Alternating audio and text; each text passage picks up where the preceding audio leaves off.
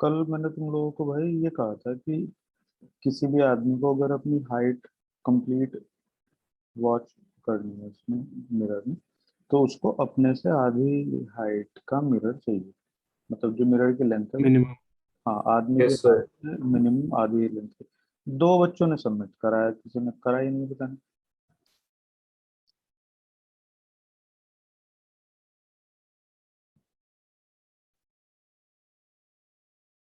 मतलब इतने रिस्पॉन्सिव क्यों नहीं हो तुम कि भाई थोड़ा काम को सीरियसली कर लें, तो तुम्हारा ही तो फायदा है उसमें, मेरा कोई।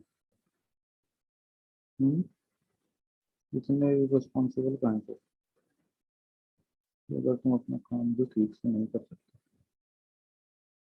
हम्म,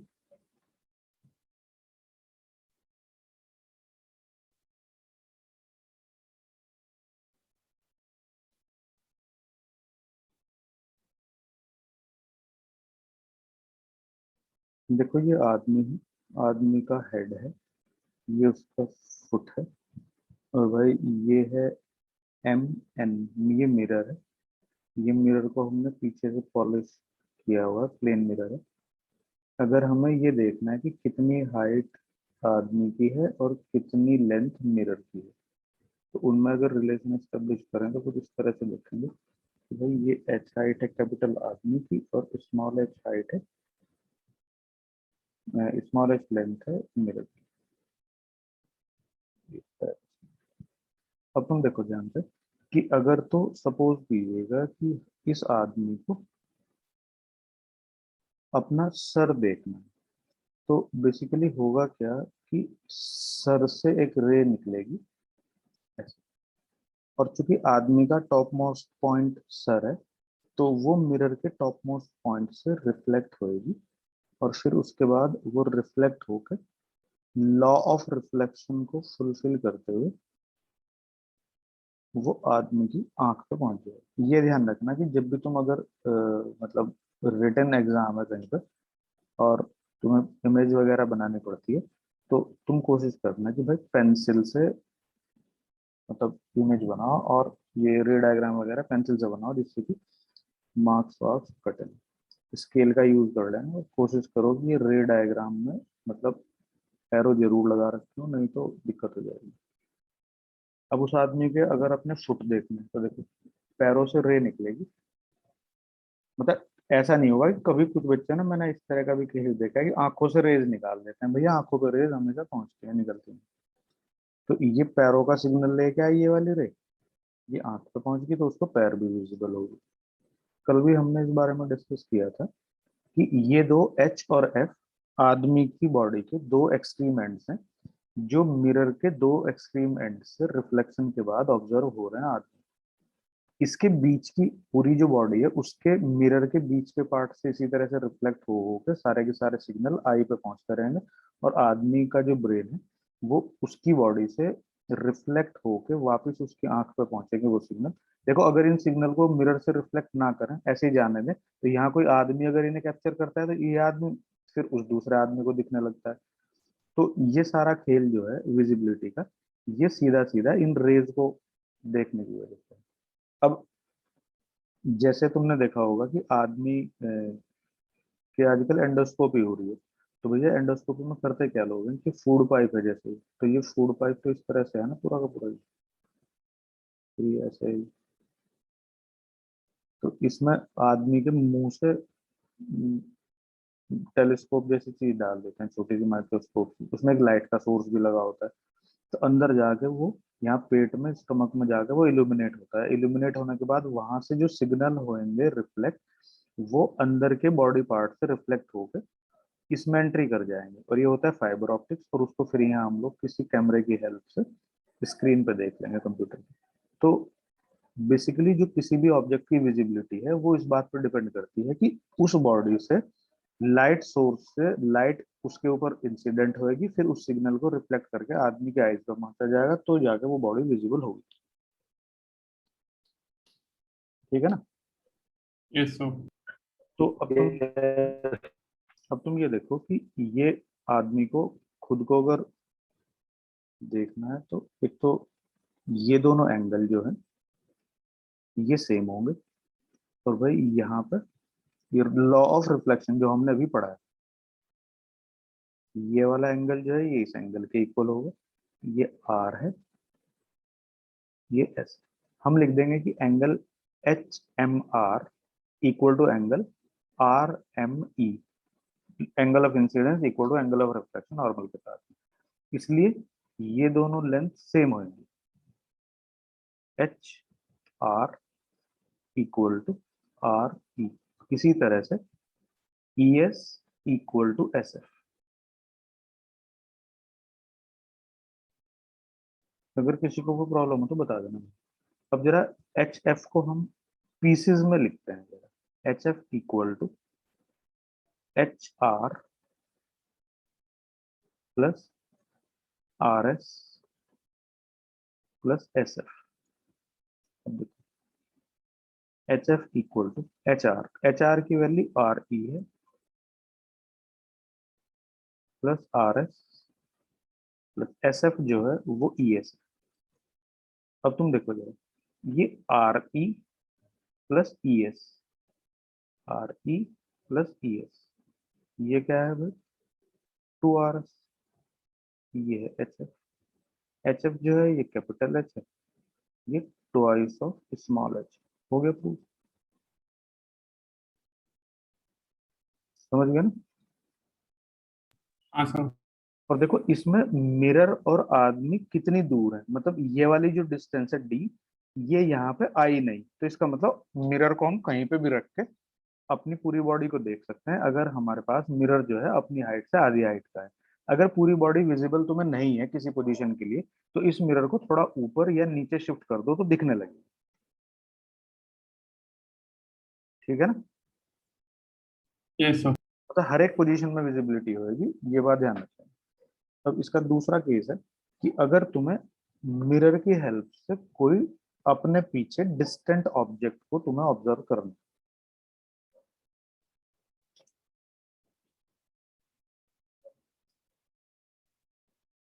समझ रहे हो ना भाई मेरे बात। Yes sir. मतलब जैसे ये प्लेन मिरर है और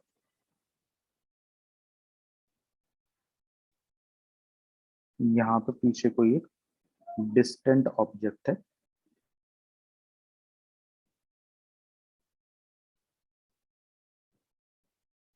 यहाँ, तो ये ऑब्जेक्ट तुम्हें देखनी है। अब तुम्हें अगर मिरर के रेस्पेक्ट में अपनी पोजीशन डिस्क्राइब करनी है तो ये बता दो कि तुम्हें कहाँ होना पड़ेगा। मिरर के सामने इस ऑब्जेक्ट के पीछे तो तुम हो नहीं सकते, नहीं तो मिरर ही नहीं दिखेगा तुम्हें। इन दोनों के बीच में होंगे। इन दोनों के बीच में होना पड़ेगा सीधा सीधा, तो ये तुम्हारी पोजीशन है यहाँ पे ओ। ये ओ जो है एक्चुअली में ये ऑब्जर्वर है। ठीक। ठीक अब है देखो, सर। अब देखो ध्यान से भाई, यहाँ से मतलब अगर इस ऑब्जेक्ट को तुम्हें टॉप से देखना है तो यहाँ से एक रे जाएगी ऐसे, इसके टॉप से ऐसे रिफ्लेक्ट होगी, और भाई फिर ये ऑब्जर्वर की आंख पे पहुंच जाएगी ऐसे। ठीक है ना। इसी तरह यहाँ से एक रे आएगी और फिर ये रिफ्लेक्ट होकर भाई ऑब्जर्वर की आंख पे पहुंच जाएगी दोबारा। बोलो किसी को कोई प्रॉब्लम है। No sir.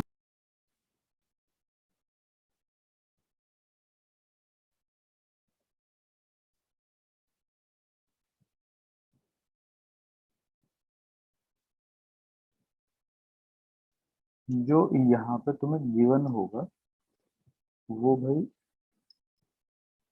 ये तो रे है तो एरो से दिखानी पड़ेगी।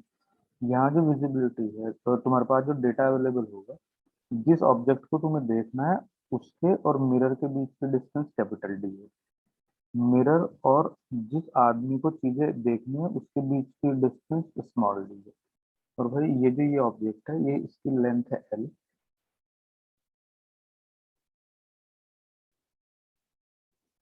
ये स्मॉल लेंथ, स्मॉल एल।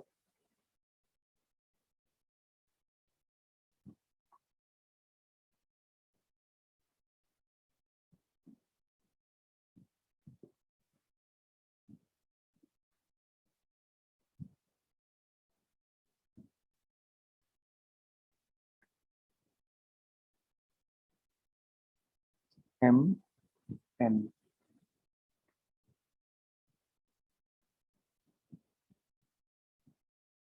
थोड़ी सी फिगर में अगर इरेगुलरिटी है तो भाई उसके लिए मैंने भी परफेक्ट इस तरह से चीजों को प्लेस नहीं करा, वो वैसी इरेगुलरिटी है बिना वजह के। तो तुम जब अपनी फिगर बनाओगे तो एंगल को ठीक से बना लेना एक बार। तो S P O R T W, अगर हम इसको इधर की तरफ एक्सटेंड कर दें,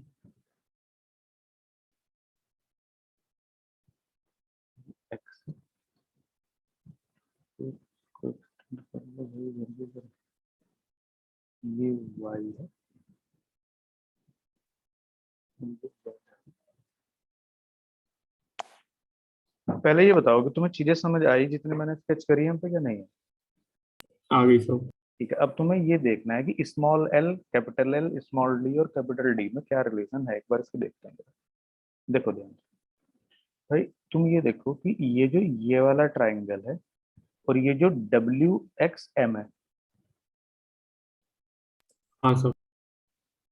triangle M S P and M W X similar नहीं है क्या? है सर। ऐसा।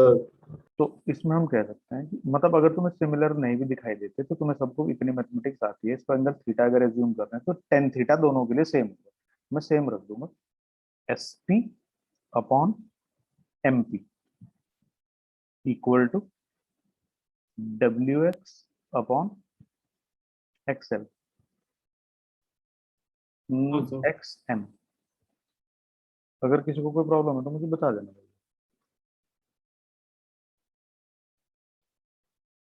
नहीं sir.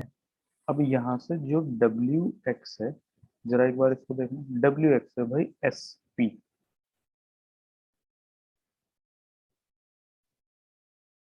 Into X M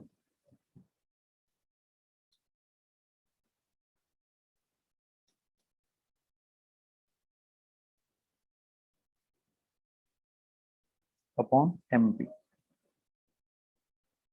equal to, अब एस पी, अब तुम बहुत ध्यान से समझना जरा। देखो ये दोनों एंगल थीटा है, तो क्या हम प्रीवियस आर्टिकल की तरह एस पी को पीओ नहीं लिख सकते? लिख सकते हैं सर। वो थोड़ा यहाँ तुम्हें दिख नहीं रहा क्योंकि ये रैंडम से फिगर बनी है, जब तुम ठीक बनाओगे एंगल सेम करके तो भाई वो हाँ थोड़ा सर, बट better। वो है इक्वल। हाँ, तो मैं एस पी की जगह लिख देता हूँ भाई पीओ, और X M, how much is X M, capital D upon small. अगर किसी को कोई डाउट है तो मुझे बता देना। नहीं है सर। अब इसके बाद ना ये इक्वेशन है फर्स्ट अज्यूम कर लो। अब इसी तरह से अगर हमने ये डब्ल्यू एक्स कैलकुलेट कराया था, हम वाई जेड भी तो कैलकुलेट कर सकते हैं। वाई जेड को हम लिख सकते हैं भाई O R into D by D.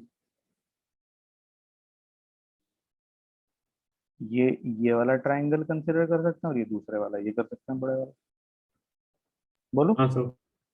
अब अगर हम यहाँ से देखते हैं कि डब्ल्यू जेड इक्वल टू, ये जो पूरी डब्ल्यू जेड है, क्या ये W X plus X Y plus Y Z नहीं है?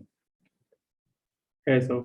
अब तुम देखो भाई डब्ल्यू एक्स जो है ये है PO into D by D, plus ये जो एक्स वाई है, क्या ये एम एन नहीं है? और ये है O R D by D. बोलो। हाँ सर। अब देखो एम एन जो है ये कितनी है? ये length of the mirror L है, स्मॉल है। और ये डी बाई डी दोनों जगह से कॉमन है, तो पीओ प्लस ओ आर, ये देखो पीओ प्लस ओ आर, ये कितना है? ये भी तो एल ही है। हाँ सर। Yes sir. तो क्या मैं इसको इस तरह से नहीं लिख सकता हूँ क्या यहाँ पर कि W W Z equal to L into 1 plus D one by D. Plus, अब यार ये जगह नहीं है ना, आएगा ही नहीं। मैं कोशिश कर रहा हूँ दूसरी तरीके से मैनेज होगा, चलो यहाँ लिख देता हूँ W Z equal to L into 1 plus D by D. अब सही है ना? Yes sir. चेक करो पहले किस किस को समझ में। आ गया सर समझ। अब हमें अगर डिस्टेंट ऑब्जेक्ट को देखना है, ठीक है ना, तो उस केस में मिरर की लेंथ, जिस ऑब्जेक्ट को देखना है उसकी लेंथ, मिरर के और आदमी के बीच की डिस्टेंस, और मिरर के और ऑब्जेक्ट के बीच की डिस्टेंस में ये रिलेशन है। तो तुम ये देखो यहाँ पर कैपिटल डी स्मॉल डी सब पर डिपेंडेंट है लेंथ ऑफ द मिरर। तो अगर हमें यहाँ स्मॉल एल हाँ सर। कैलकुलेट करना है तो यहाँ से स्मॉल एल हो जाएगा capital L upon 1 plus D by D. ठीक है भाई? हाँ सर। ये सब चीजें तुम्हें ठीक से हर टाइम याद होनी चाहिए, क्योंकि ये सब चीजें ऑब्जेक्टिव में पूछी जाती हैं और तुम लोगों के पास ये आर्टिकल करने की टाइमिंग नहीं रहती, मतलब वहां इतना टाइम नहीं रहता कि तुम बैठ के वहां आर्टिकल सॉल्व करने लगोगे। तो इसलिए ये सब चीजें अगर तुम याद रखोगे तो एग्जाम में तुम्हारा टाइम बचेगा। ठीक है ना?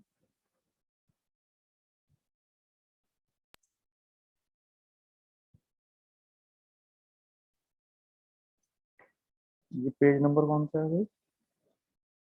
3। अब एक दूसरा केस हम देखते हैं जरा।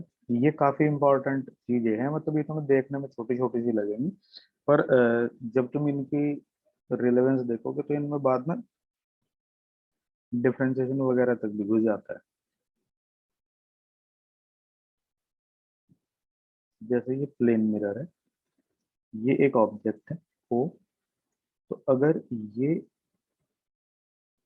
इसकी तरफ v वेलोसिटी से चल रहा है, एक तो जो ऑब्जेक्ट की इमेज है वो उसके पीछे प्लेन मिरर के पीछे प्लेन मिरर से उतनी दूरी पे ही बनती है जितनी दूरी पे उसके सामने ऑब्जेक्ट रखती है। तो अगर ये v वेलोसिटी से इधर की तरफ जा रहा है तो ये भी v वेलोसिटी से इस तरफ ही जाएगा। अब हम ऐसा देखते हैं कि ऐसा क्यों होता है। ठीक है ना? ओके हाँ सर। देखो भाई, अगर हम ये मान लें कि भाई ये मिरर है,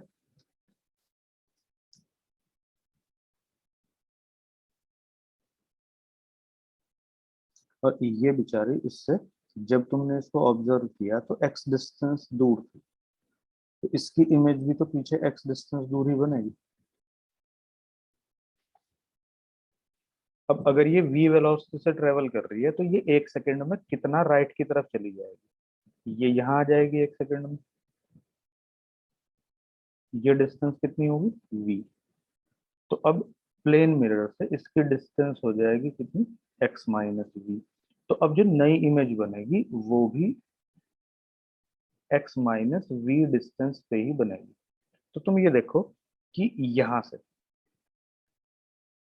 ये इमेज यहाँ पहुंच रही है, तो ये डिस्टेंस कितनी है अगर तुम इसे कैलकुलेट करोगे? तो ये पूरी तो कंप्लीट यहाँ तक x है, उसमें से तुम इसे माइनस कर दो, तो x माइनस वी कितना बच रहा है? v तो बच रहा है।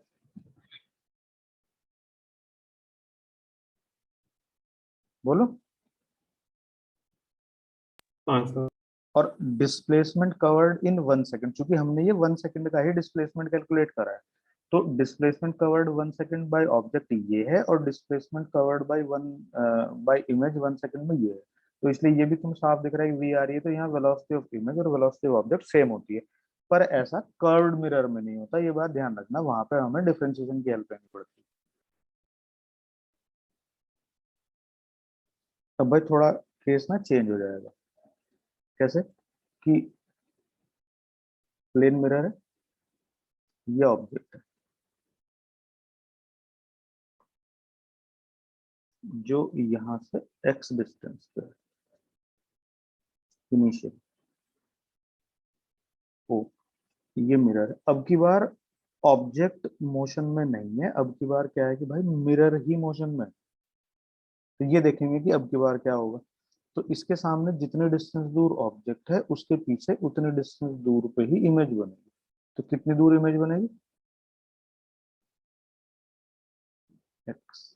नहीं समझे? हाँ सर। अगर हम 1 सेकंड बाद देखेंगे तो 1 सेकंड में जो मिरर है वो यहाँ पहुंच जाएगा। 1 सेकंड में मिरर का डिस्प्लेसमेंट कितना होगा भाई? वी। बी। एम मान लेते हैं इसे। तो ये 1 सेकंड में कितना डिस्प्लेस हो रहा है? V M. अब देखना बहुत ध्यान से। तो इसके और ऑब्जेक्ट के बीच का सेपरेशन कितना हो जाएगा? X minus V M. बोलो किसी को प्रॉब्लम है क्या कोई? नहीं सर। तो यहां से अब इमेज कितनी दूर बनेगी भाई?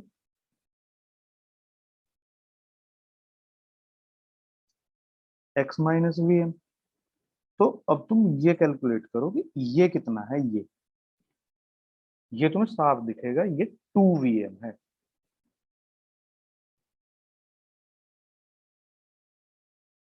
हाँ सर। नहीं दिखाई दे रहा? दे रहा है। भाई यहां तक कितना है देखो, ये इस जगह तक। मैं थोड़ा हाईलाइट कर देता हूँ रेड कलर से, ध्यान से देखो। ये यहां तक कितना है ये? एक्स। और ये यहाँ तक कितना है?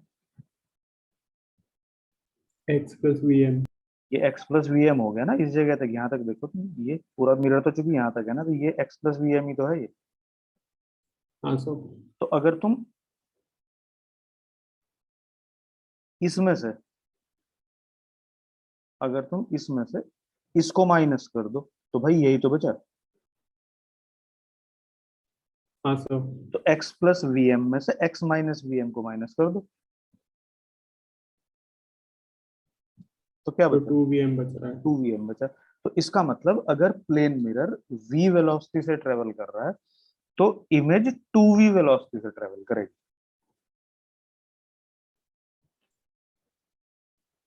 ठीक है सर। समझ आ गई ना भाई सबको ये बात? यस सर हाँ सर आगे। आगे। Velocity of object velocity of image होती है, पर वेलोसिटी ऑफ मिरर से डबल वेलोसिटी ऑफ इमेज होती है। और ऐसा नहीं कि जब ये पास में जा रहा है तो मतलब अगर ये दूर जा रहा है तो भी यही सीन है। मतलब अगर ऑब्जेक्ट को अप्रोच कर रहा है मिरर, या ऑब्जेक्ट मिरर से रिसीड हो रही है, तो इमेज भी उसी तरह से या तो अप्रोच करेगी या फिर उससे रिसीड। ठीक है ना भाई? हाँ सर। अब तुम्हारे लिए मैं केस छोड़ रहा हूँ, ये तुम्हें खुद करना है। हालांकि तुम करते तो हो नहीं, तुम तो ऐसे हो रहे हो सारे के सारे नवाब। मतलब तुम अपने दिमाग में ये बात अच्छे से बैठा लो कि बिना किए ना कर्म किए हुए इस दुनिया में कुछ मिलता नहीं।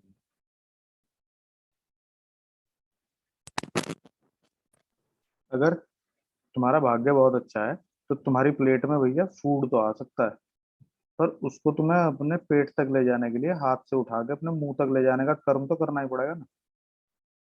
Yes sir. हाँ, कुछ लोगों का भाग्य भी खराब होता है तो उन बेचारों को यहाँ तक लाने का कर्म भी करना है और यहाँ तक ले जाने का भी करना है। तो तुम लोगों का भाग्य इतना अच्छा है कि तुम लोगों को एजुकेशन जो है वो इजीली अवेलेबल है। उन लोगों से पूछ के देखो कि जो स्कूल में जाने को भी तरसते हैं, वो ये सोचते हैं कि भैया किसी तरीके से कोई पढ़ा दे। तो कम से कम तुम्हारे साथ वो वाली समस्या तो है नहीं। तो जब स्कूल में तुम हो, अच्छी खासी घर वाला तुम्हें एजुकेशन दे रहे हैं, तो इतना कर्म तो कर लो ना कि जो खाना मुंह तक चला जाए।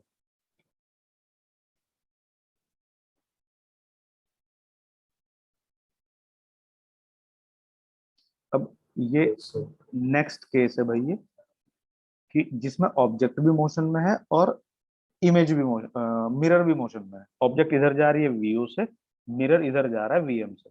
तो 1 सेकंड बाद हम दोनों की ऑब्जर्वेशन लेंगे। हम मान लेंगे कि इनिशियली ये दोनों एक्स डिस्टेंस पे हैं। तो 1 सेकंड बाद ये वीओ आगे चला जाएगा, ये वीएम इधर चला जाएगा। तो इनके बीच का जो नया सेपरेशन होगा वो होगा X minus VO plus VM. फिर इतनी दूर पीछे ही इमेज बनेगी। तो हम ये देखेंगे कि इमेज कितना डिस्प्लेस हो रही है, ऑब्जेक्ट कितना डिस्प्लेस हो रही है। ये तुम्हें एक बार घर से चेक करना है, तुम इसे कर पाते हो या नहीं कर पाते हो। ठीक है सर। ठीक है। अब नेक्स्ट है भाई इसमें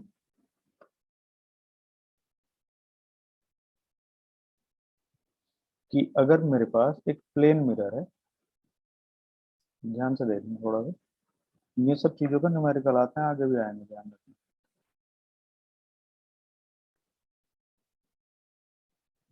अगर एक इंसिडेंट रे है, सपोज कीजिएगा ये, और भाई ये तो नॉर्मल है, तो नॉर्मल से जो इंसिडेंट रे है वो सेम एंगल बनाते हुए रिफ्लेक्ट हो जाएगी ऐसे, ठीक है ना। Yes sir. तो तुम ये देखो कि अगर तो ये प्लेन मिरर ना होता, in absence of plane mirror, तो ये जो ये लाइट रे है ये इस तरह से जाती सीधी, बोलो। हाँ सर। ये आई है भाई, ये आर है, और जो एंगल आई है ये एंगल आर के इक्वल होता है लॉज ऑफ रिफ्लेक्शन के अकॉर्डिंग। तो तुम ये देखो कि अगर ये मिरर ना होता तो इन एब्सेंस ऑफ मिरर ये जो इंसिडेंट रे है ये सीधी ट्रेवल करती डॉटेड लाइन के अलावा, पर मिरर होने से क्या हुआ, मतलब मिरर अगर आ गया तो इसने क्या करा, इसने इस रे को यहां से उठा के यहां पलट दिया, रिफ्लेक्ट हो गई। मतलब इसने वहां तो, इसको हम क्या कहेंगे कि ये रे पहले ऐसे जा रही थी अब ऐसे जा रही है, तो ये कहलाएगा deviation produced by plane mirror, delta. Sir इतना टर्न करा है उसने उस वे को। उसने इतना मोड़ दिया उसे भाई, यस। ठीक है। Yes sir. अब हम ये तो हम यहाँ सिंगल मिरर का डेविएशन देख रहे हैं, जो प्रॉब्लम आएंगी तुम लोगों को एग्जाम में वो आएंगी मल्टीपल मिरर से, मतलब एक दो मिरर है, जैसे कि तुमने एक मिरर ये बना दिया भाई, एक ये बना दिया ऐसे,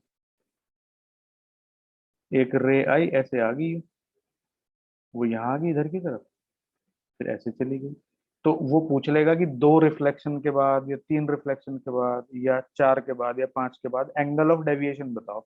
इसे हम कल वल को देखेंगे, कल करेंगे जरा इसे, फिलहाल तो बस सिंगल मिरर का रिफ्लेक्शन डील कर रहे हैं।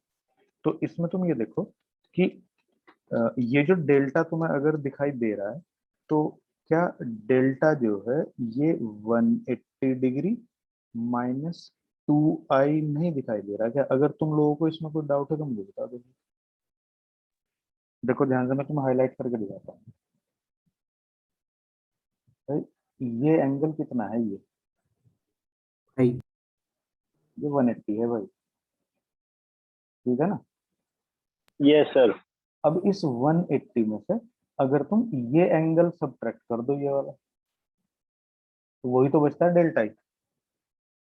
Yes sir. Yes sir. Yes sir. ये जो एंगल मैंने ब्लैक कलर से मार्क किया है ये है आई प्लस आर, हाँ sir sir. I plus two R. I equal to R है, तो मैंने उसको आई प्लस आर को आई लिख दिया, 180 माइनस आई। बोलो भाई किसी को डाउट है जैसे, नहीं सर। No sir. हो गया ना सबका। अब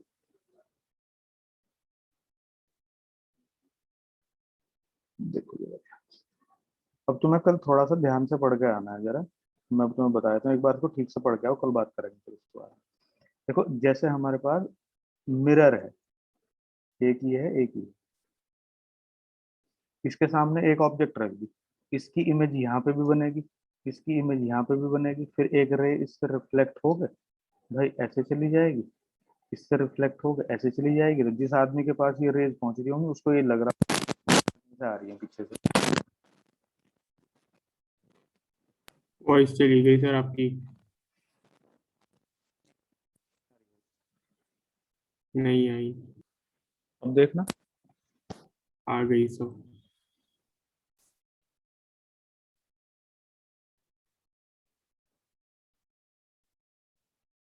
फिर चली गई सर।